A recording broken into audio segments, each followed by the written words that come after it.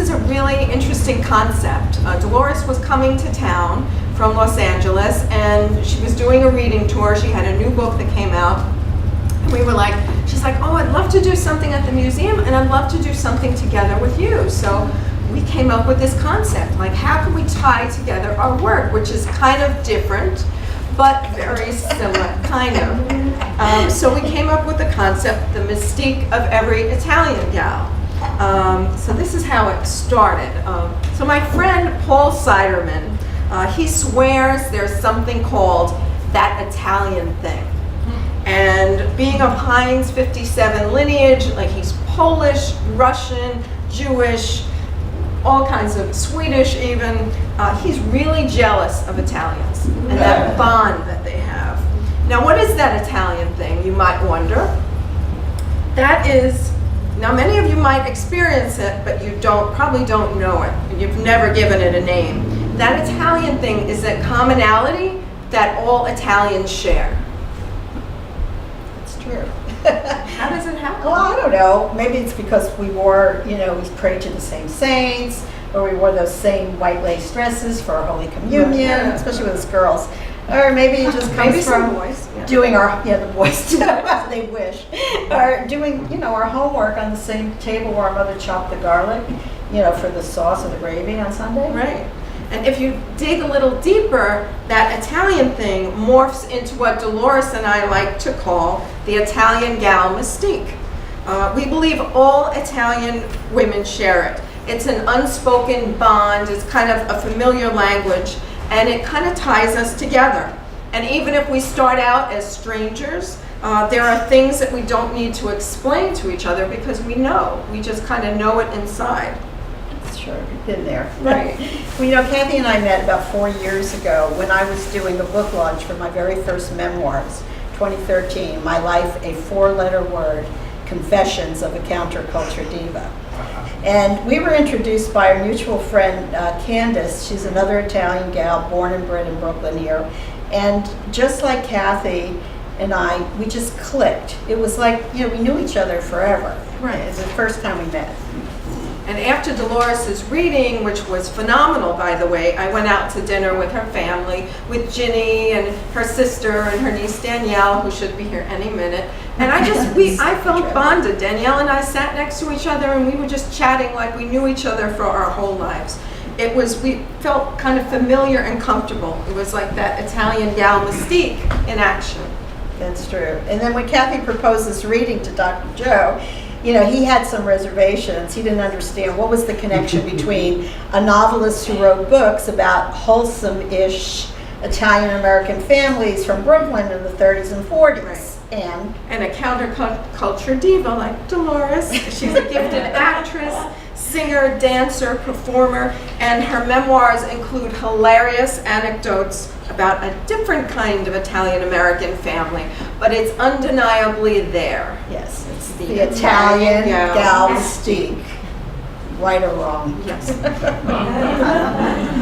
Well, tonight, Dolores and I are going to read excerpts from our books. Wait till you hear some of Dolores' titles. You're such a trailblazer. Yeah, well, wasn't you? I remember when you wanted me to change the name of my second book, you didn't approve. Well, blowjobs. I thought people might get the wrong idea. But it's not, it's about jobs that blow, really rotten jobs. And Dolores is such a stubborn Napolitana that she didn't listen to me. Well, yeah, that's true. My father always said I had a capidosta. My father said that about me too. But Bridget Paradiso, the matriarch of my novels, might be a little more charitable. She might say that we come from the same place. True. Under our tanned Italian skin, our blood runs red, just like my mother's gravy. Yeah, I like that, or sauce. All right. So tonight we wanted to explore the common bonds that Italian-American women share because of our backgrounds. That's right. Italian-American gals, just like us, and some of you out there, my sisters here, the good and the bad. And I'll go first because I don't want Dolores to upstage me. And then I'll call you back up here. Okay, thanks.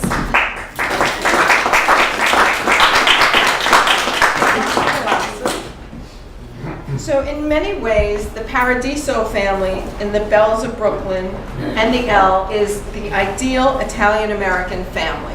But that is after a certain villain from the L is out of the picture.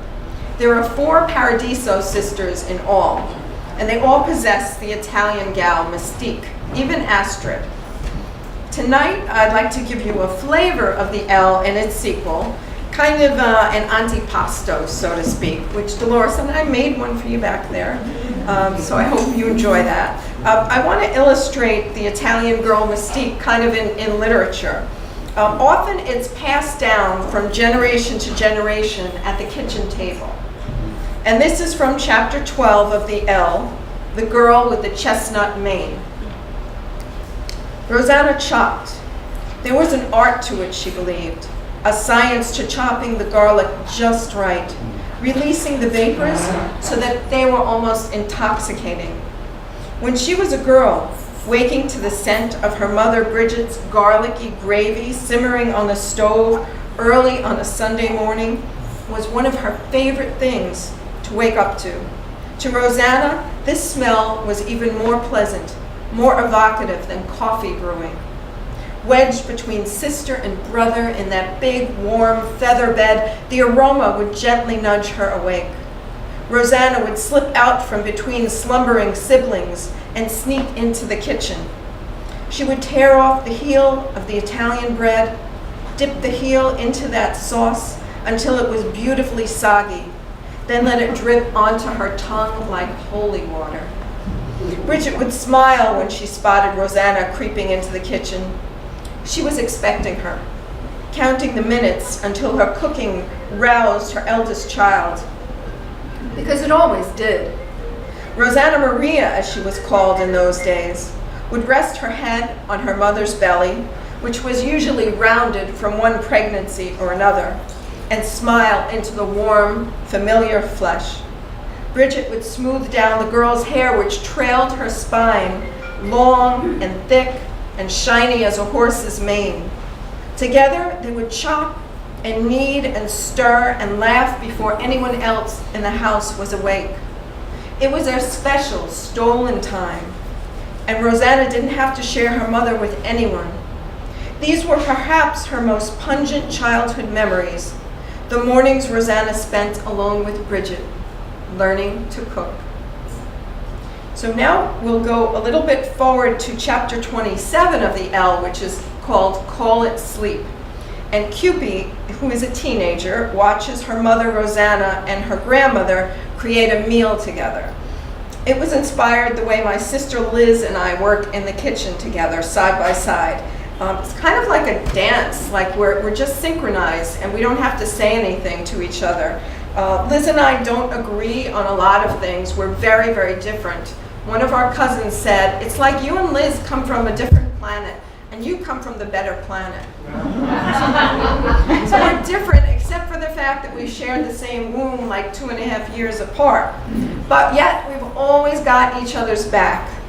And there it is, the Italian gal Mystique. Cupid kissed her mother and grandmother good morning and smiled. They both smelled the same, like decades of cooking and Kirkman soap. From all their years of creating meals together, her grandmother and mother's movements in the kitchen were perfectly synchronized and wordless.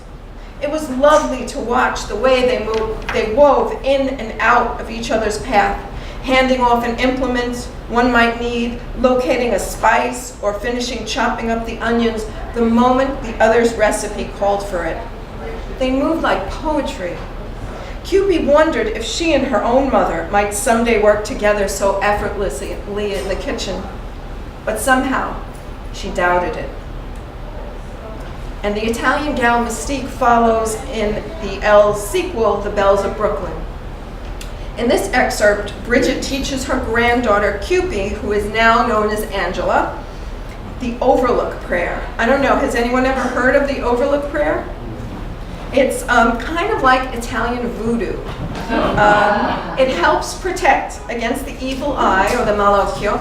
It's like Igorno, but different and stronger. My cousin Maria, who lives in Las Vegas, taught it to me in Brooklyn. We did it by mail. She mailed it to me. But I had to burn the paper before midnight that night, or else the power would be lost. Right? Remember that? It was crazy. My challenge in the book was to describe the overlook prayer without actually writing down the lines.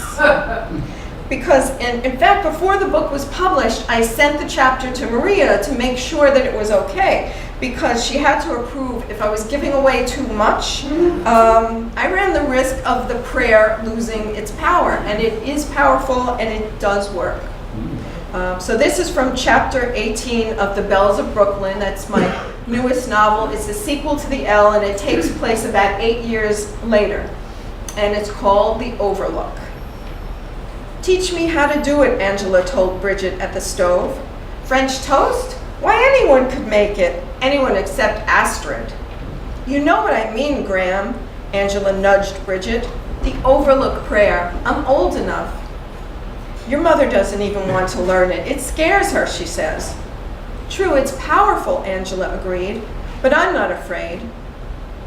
One by one, Bridget removed the slices of Italian toast. Now that's French toast made with Italian bread, to a flour-patterned platter.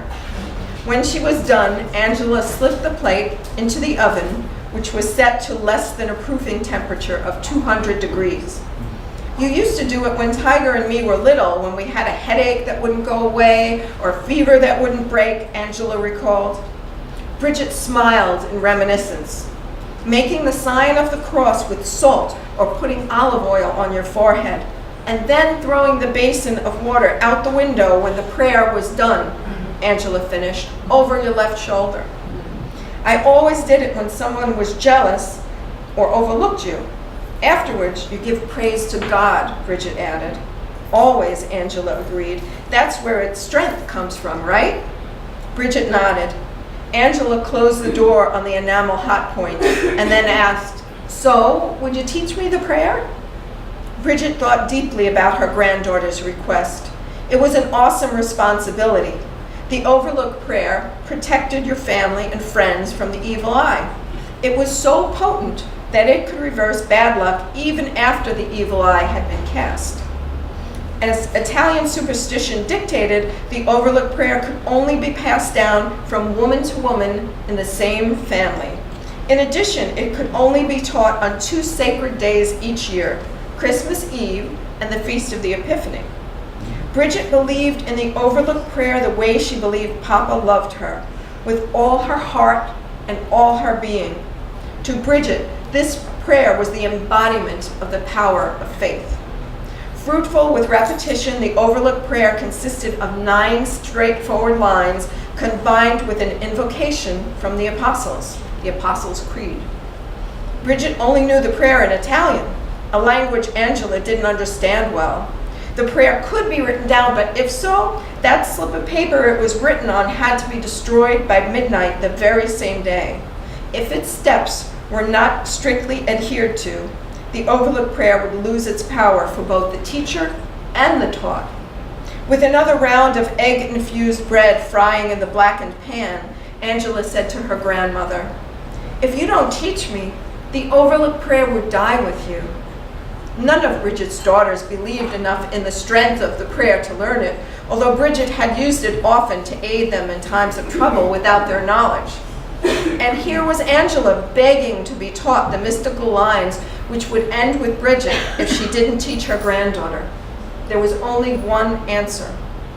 "Well, Christmas Eve has come and gone," Bridget said, "and who could learn something so important with all that cooking going on?" The girl's face brightened. Angela hugged her grandmother.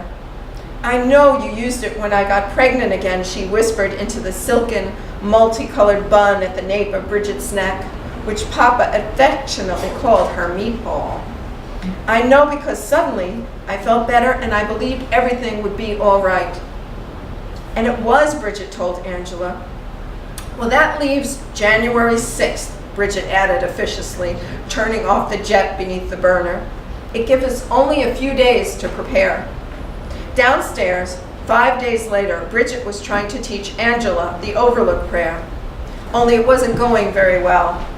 Although it had less than a dozen lines, the girl found the repetition confusing, and rightly so. Bridget remained patient, although the hours of the day were dwindling away. Her granddaughter would have to memorize it by heart by 12 o'clock, or else the prayer's power would never be carried on to future generations of Paradisos. This was a great deal of pressure, but Bridget tried not to fret. She reminded herself how hard it had been to teach the child how to make the shells for manicotti, or how to chop the garlic fine enough for spadini. But once Angela got the hang of something, she got it forever. They pressed on. Finally, she decided that the best way to teach Angela the Overlook prayer was to show her. It began with the sign of the cross. In her well-used kitchen, Bridget and Angela, hands joined, were just finishing the Overlook prayer. The girl recited it in tandem with her grandmother a few beats behind her. Toward the last few lines, they both began to yawn. This always happens when I read this part. And Bridget laughed. When you start to yawn, it's working, she told Angela.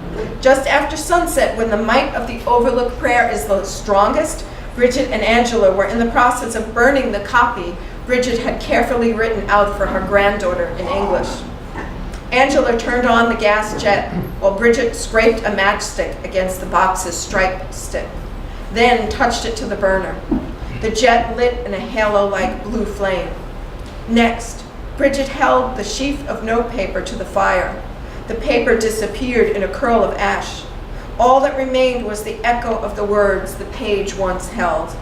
Moments earlier, the prayer had reverberated on the kitchen walls, young voice mingling with old, mixing with the scent of countless good meals, and a few bad, memories and love. Now it was just dust. Angela had no need for the cheat sheet anymore, for she remembered every word of the Overlook prayer flawlessly, and she would do so until the day she died decades later. So would the daughter she carried inside her. Suddenly, Angela was very tired and couldn't stop yawning. Neither could Bridget. But they both retreated to the comfort of their respective bedrooms and slept peacefully through the night. Now I'd like to close with a short passage which describes a sense of belonging, a family you often feel with people who technically aren't family. And a lot of people like that are in the room today, including Dave Fasano, who is so kind to do camera for Dolores and I, so her daughter Viva in California can see this, and other people, so we can post it online. Dave is in the book. I often put my friends in the book. I changed his name to Dan Fiorino so he wouldn't sue me. And he's a photographer. He's a very gifted photographer who is an integral part of the story. So I love this aspect, and this is from chapter 20 of The Bells of Brooklyn, which is called The Lucky Buck. And it's named for a bar which was once in Park Slope that a few of you guys might remember. He felt swell because he was part of something large and real and true, which didn't have a name. Maybe there were no words for it. Maybe it was just a feeling, a camaraderie, of being part of a whole that was bigger than you, bigger than the house you lived in, bigger than your neighborhood, bigger than all of Brooklyn, or the world even. He knew that he was part of these people, of this place, no matter who had given birth to him, no matter who his pop was. And he knew that nothing could ever change this. Kind of like the Italian gal Mystique. So now I bring up...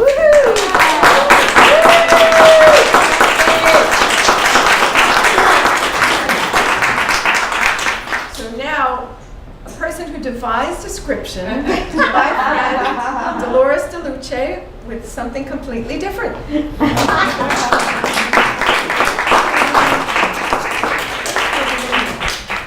I really have to thank Kathy. First of all, every time I yawn now, I won't think of myself as being tired and lazy. I'll think somebody's praying for me. And I love that connection of family, that it's not even family. I mean, I have so many communities in my life like that. You know, I have a friend here that shows up. I haven't seen her in years. I knew from LA. I don't know how you found me. There's another friend in the house from LA, my beautiful sister Jenny and her boyfriend Bernie. My niece made it through the traffic. Thank you, Danielle. Yay. I mean, and my cousins are here from uptown, midtown, you know. So I'm very blessed, very, very blessed to have so many communities, my LGBT community that supported my first book. You know, it was really a hit because of that family, you know, because it was really about them, paid homage to them. So I'm going to do a little something. I'm going to read from all of my books, because I know there's a lot of people here that never heard some of the stuff, but I'm just going to read bits and pieces. But I want to start with something from my first book, My Life a Four-Letter Word, Confessions of a Counterculture Diva, only because I feel like you know, Kathy and I the last 2 days have been evoking the presence of the woman I mentioned, Candace, that introduced us. She had a birthday this time of year, as does Kathy. They're both Libras. Candace was a very good friend of mine who lived in the gay performance community that we sort of grew up in together. She had a very checkered past as well as I did. And Candace brought us together, and so we've been talking about her. So I pulled out a couple of paragraphs from the first book, and I just wanted to read this first because you'll understand, you know, a little bit about that particular family. Our stage was the Bar Top at the Stud, San Francisco's most popular gay bar on Folsom Street. Any night of the week you could count on wall-to-wall, hot, hunky, long-haired hippies, freaks, fags, and hags packed in like sardines at this cruising paradise. With the scent of poppers, sweat, and heat rising, we took the stage. We were San Francisco's version of Bette Midler at the gay bathhouses of New York. We were white trash boom boom in Little Italy for one night only, on top of the Stud Bar. Candida Royale, her working girl name, was an art major from Manhattan, and she designed a simple cardboard set inspired by her Brooklyn neighborhood deli with giant salamis and provolone hanging in the windows.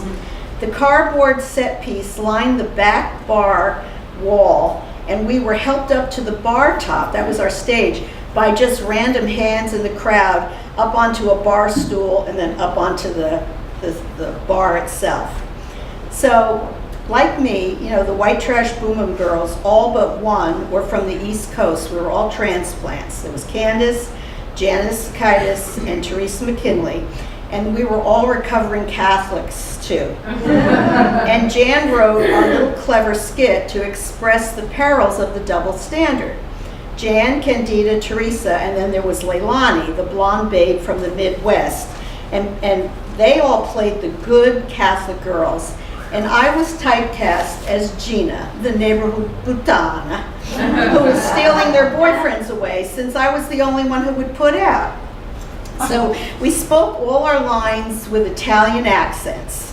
I can still see and hear sweet Leilani, who was not even old enough to be in a bar at the time, dressed all in white like a virgin, in a little white pleated skirt and an Angora sweater. And she's delivering her lines to me in broken English.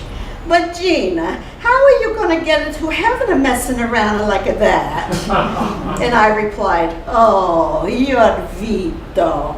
He sent me to heaven every night. And this silly little mini musical romp ended in 20 minutes with all of us lip syncing to some popular Italian song we didn't have a clue as to what the lyrics were about, but we were mouthing them anyway. And it didn't matter, because in our own camp acting out, we made our message loud and clear to all our adoring fans, and we brought down the house. So that was San Francisco, 1974, and all that history is in my first book. So now I'm going to start with the introduction to my latest book. This is the third in the trilogy of Confessions from Counterculture Diva, and it's called The Lazy Gal's Guide to Success and Enlightenment by Her Holiness, the Dalai Diva of the Counterculture. And I spelled Dalai like the Dalai Lama, not like hello Dolly. So anyway, Some of my readers will probably wonder why the counterculture diva whose last book, Blowjobs, A Guide to Making It in Show Business or Not, would write a treatise on spirituality. And perhaps even more concerning is how I have had the audacity to reinvent myself as Her Holiness, the Dolly Diva. Contrary to popular opinion, I've always leaned in a holy direction. And I'm not talking about my underwear.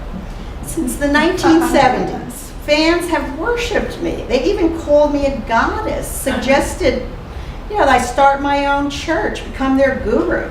But I never wanted to. I never let it go to my head. Meditation, and even better yet, swimming, like meditation, has often given me lazy bits of inspiration for my creative writing. For many years, I've been swimming laps, all backstroke, just like my muse, America's mermaid, Esther Williams. She was a famous pinup girl who played Jane to Johnny Weissmuller's Tarzan. So I practiced this discipline to keep my own body in perfect harmony with my spirit. And it was during one of these meditative swims that the idea for this book came to me. And as I was spontaneously baptized in the heavy chlorinated pool, Her Holiness, the Dolly Diva. After 50 minutes of uninterrupted backstroke, just like a Busby Berkeley starlet, I emerged from the chemical lagoon, a crinkled creature in my two-piece tankini, flippers, amphibian rubber swim mitts, and a multicolored floral bathing cap. I flipped up my sunshield visor just as a lady swimming in the lane next to me approached and said, "I've been watching you swim here for the past few months with your gear, and I must tell you, you are my inspiration." She continued to gush. "It's because of you that I went out and bought my own flippers and swim mitts, and I'm so excited to be next to you now in my new equipment swimming." So I said, "Well, dear, I'm really happy you're enjoying yourself." I was gracious, and I thanked her for sharing her truth. Now, observing me on the sidelines, my friend Robert, who couldn't be here tonight, but he did send those lovely flowers on the table, he was visiting me from New York, tanning his white winter flesh, and he overheard the lady's comments. As Robert passed me my towel, he remarked with a flourish, "My darling Double D, you are just one hell of an inspiration to us all." "You may mock me, Robert," I told him, "but this is not the first time I've inspired adoration and attracted new fans just by my simple acts of discipline." Robert replied, "Yes, Your Holiness. You are holier than the donuts from Krispy Kreme you ate last night after I bought you a 3-course dinner." "What are you trying to say?" I asked. "Honey, the next thing I know, you'll be comparing yourself to the Dalai Lama. Or worse yet, you'll be asking me to call you Your Holiness." And there it was. Just enough of a concept to inspire this whole new book by Her Holiness, the Dolly Diva. So that's that book. Now, I'm gonna jump to another bit of Italian folklore through my eyes only. When I got to be a maid, and this is from my Blowjobs book, A Guide to Making It in Show Business or Not. It's a How Not To by the Counterculture Diva. I'll let you guess who my employer was as I read along. I'm just going to read little chunks of this. It's a very long, involved story. If you want to know all the juiciness, you have to buy the book. But I'm going to read parts of it. It's called Made for This, spelled M-A-I-D. Bleary-eyed and woozy from Windex fumes and silver polish, I laid my head on 2 inches of plush shag carpeting. I glanced up at the shelves and fixated on a photo framed in spotless silver of my boss, with cocktail glass in hand, and his arm around Frank and Sammy. On the other side of the wall, with only one slim degree of separation between us, my illustrious employer was in his bed taking his day-long nap with the aid of Valium and Xanax, while I reflected on the events that brought me to this moment. With my own dreams of stardom placed on pause, I glared at the glamour glossies under squeaky clean glass, the sparkling Liza with a Z, Shirley in a dance pose, and a sweet teenage Brooke, his Gemini sister, as her inscription read. On the lower shelf, anonymous starlets, ex-wives, and assorted gold diggers and dingalings mocked me with flirtatious poses. To my right, on the altar of power and prestige, the world leaders were regaled. Prince Charles, the Queen Mother, Ron and Nancy, even Pope John Paul II posed with my gracious host. But my favorite photo, set all by itself in a corner nook, right there under the glass I had just Windexed, was the DNA of the young and radiant Marilyn Monroe. The inscription read, "To my lover boy, Norma Jean," and just below her signature was a bright red lip print of her kiss. I wondered how much I could get for that picture on the paparazzi black market. These shelves of fame only shamed me as I pondered on how my personal plans for stardom had gone awry. I had everything riding on that one commercial I did for Planters, Everybody Loves a Nut campaign. I was convinced that the image of my short, chubby body pushing the limits of pink and aqua polka dot spandex alongside an old-time Italian accordion player who pumped away at Take Me Out to the Ball Game while I tapped my little heart out on a large sheet of bubble wrap, doing my rendition of pop music. That was going to be my ticket out of servitude. How did I know that spot wouldn't only run during baseball season and only on cable at that? When I complained about my plight to my good friend George, a more successful actor-writer than me, he loaned me the rent money for the second time in 6 months, and he reminded me that this would be the last time. As he signed the check, he looked up, winked, and said, "Oh, cheer up, honey. One day you'll be as famous as the Where's the Beef lady. and then you'll be able to pay me back." So, was I doomed to be dusting the 40 gold records and ironing the 40 pair of silk pajamas until I made it big one day? I didn't relish the idea of being a maid, but it beat being the cliche actress, waitress.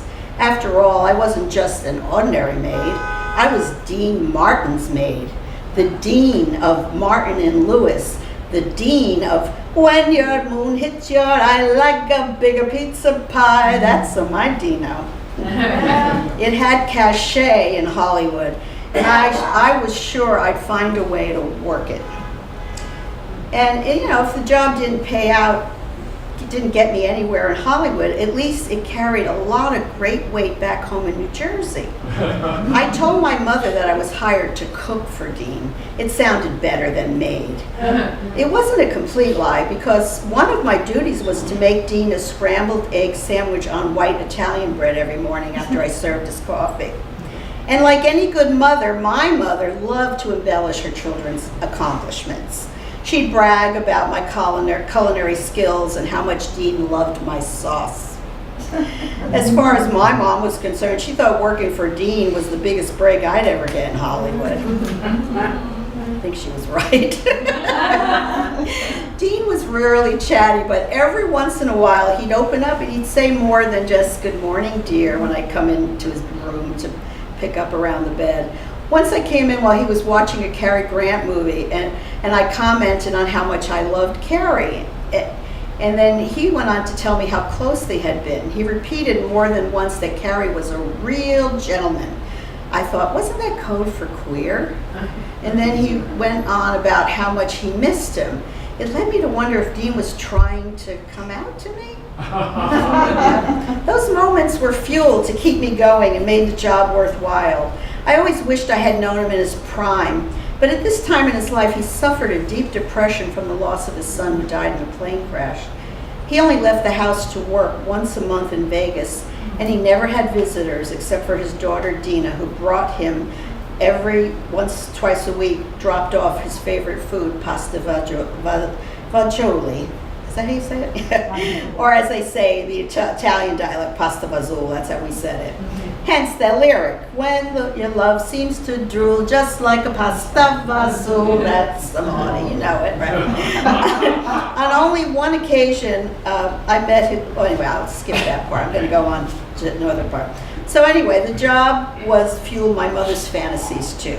She'd pump me for every detail. She'd say, "What'd you cook for Dean?" And I'd make up recipes so that her friends' mouths would water at Leisure Village. And then she asked me, did I ever meet his wife, Jeannie? She's the second wife, right? Yes, Mom. She's the one Dean divorced to marry his third wife, but then divorced her and remarried Jeannie. Then, of course, my mother wanted to know, well, why didn't he and Dean live together? Aren't they married now? Sometimes I felt like I was a paid informer giving my mother all the dirt, but I knew it brightened the poor lives of those little widows in Leisure Village. I mean, they really lapped up the story about Dean and Carrie. Of course, in my mother's retelling it, Dean blubbered in my arms like a baby. So that's a little Italian flavor from Blowjob. Now I'm just going to read a part of chapter 2 in the Holy Book. And it is holy. There's lots of empty spaces. I left pages so that you can meditate on whatever you wanted, but I did suggest some ideas. And anyway, this is called Sacrifice and Sacraments, and this is the Italian thing for sure. I never thought of myself as a truth seeker. On the contrary, I thrived on delusion. Like so many hippies of my generation, I did not follow the Beatles' lead when they stumbled into the Maharishi in India and pointed their fans to the East for higher knowledge. I did not hop on the spiritual bandwagon unless you consider taking LSD away to God. I was too busy looking for love in all the wrong places. As a youngster, I believed I had an inkling of a calling to God, but I was not attracted to the feminine pathway of my family's religion. As far as I could see, marrying Jesus was the only road to a religious life for an Italian-American Catholic girl. My first spiritual teachers, the nuns at St. Anthony's Catholic Grammar School, force-fed me dogma from the Holy Roman Catholic Catechism daily through my impressionable years. These spiritual role models covered their heads, wore long, baggy robes, and took vows of chastity and poverty. I didn't find their fashion or their pledges all too appealing. While I was learning about original sin, I knew I'd rather burn in hell than wear that frumpy black dress and that stiff white breastplate that made the brides of Christ look like penguin sister wives. On more than one occasion, I questioned the authority of the Holy Roman Catholic Church. In particular, I questioned the concept that they held up, as the absolute truth. The Holy Roman Catholic Church was the only true church. That's what the nuns told me. It only confused me when my teachers mixed geography and religious studies all in one, especially when they taught me that innocent babies, particularly the black children of heathens who lived on the continent of Africa, would never get to go to heaven if they died before being baptized by a priest. I balked at this injustice of that idea. I shouted, "It's not fair! Just because they were born in Africa? It's not their fault," I argued. But Sister Catherine insisted that their baby souls, although perhaps pure and free of sin, would remain in a state called limbo for all eternity, and that was that. Well, since there was no photos of limbo in my geography book, I imagine that limbo was more than likely a state of drab darkness like New Jersey. Dreary, endless winter days. My constant interruption of our catechism lesson with outbursts like this didn't go over too well, but somehow I managed to make my first Holy Communion anyway. I got to wear the lacy, pre-bride, white Christ symbol, Bride of Christ status symbol. For the most part, I did feel some sense of a divine presence inside the church when I was very young. I did try my hardest not to chew the Lord's Last Supper, known as the Holy Eucharist. I was told this was the actual body and blood of Christ. I was also under the assumption that after receiving the host wafer, I'd get a sip of the wine from the golden chalice I watched the priest drink from during the consecration.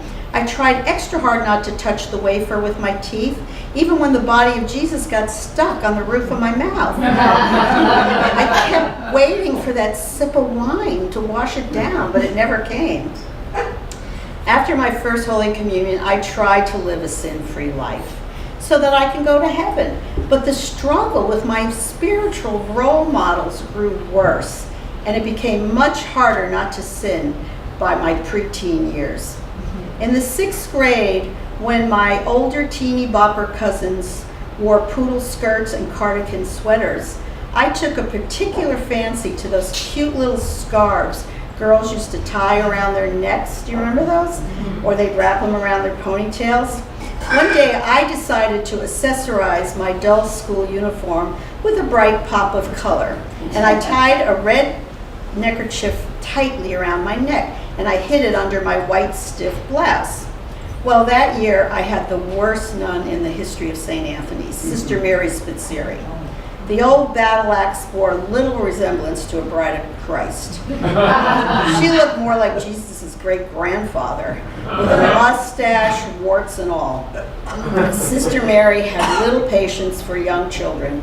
In hindsight, I believe she had even less of an education than her 6th grade students.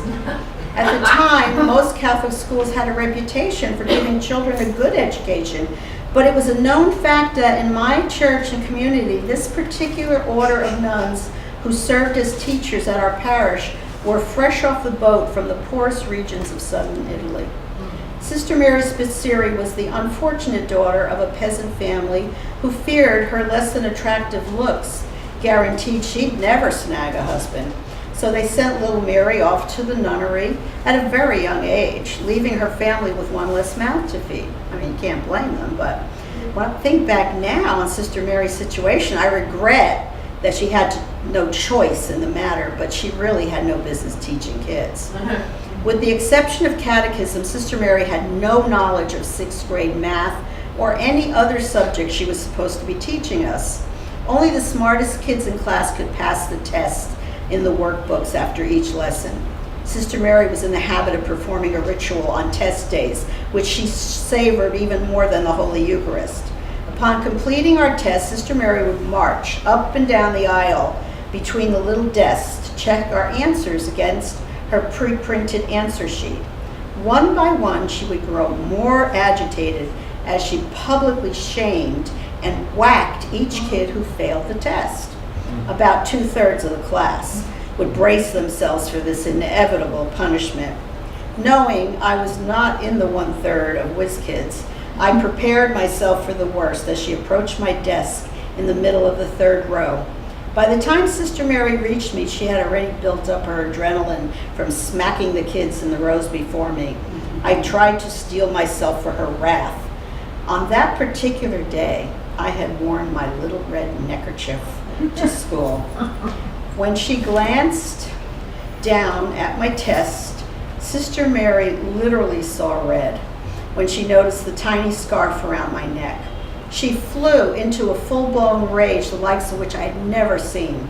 But instead of hitting me, Sister Mary Spitzieri started screeching at the top of her lungs, "What is this?" She put her hands around my throat and began yanking at my little red neckerchief.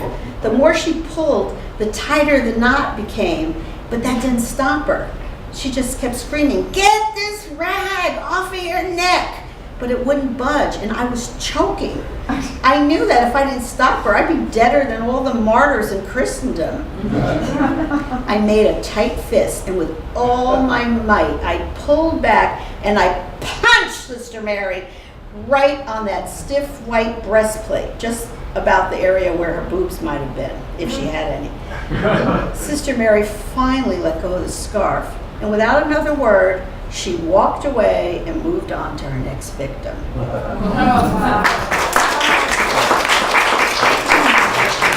I was only in the 6th grade. it gets worse. You have to buy the book to find out. Thanks, guys. Sister Mary was one Italian who did not have the Italian gal Mystique, right? No. You know, I've met a lot of nuns since then as an adult, and I have to say, I have a whole new attitude. I know nuns today that are such sweet women who do service, and not just to God, but to humanity. Right. And they're revolutionaries, and they fight the good fight. And I feel sad for her when I think back, but as a child, she was a tormentor, you know? And I'm sorry, it was the way the system was rigged, you know? Yeah, if you guys have any questions about anything, we can have a Q&A if you'd like, about our process and all that. And we also have books for sale. I have a question The very for you. handsome Peter over there. I have a question for you. Yeah. Yeah, what happens if there are no girl children in a family, then the overlooked prayer doesn't get passed on to anybody? I don't think it does. I mean, probably exceptions can be made, but it doesn't have to be like a daughter, you know, like a grandmother. Like in the book, a grandmother could teach it to a granddaughter, or she could teach it to a cousin or somebody like that. But it has to be woman to woman in the same family. What about daughter-in-law? It could be a daughter-in-law too. It doesn't have to be blood. You know, it doesn't have to be blood. But it really works. Pray for me, girl. Any other questions? Wonderful. Thank you all for coming. Thank you. And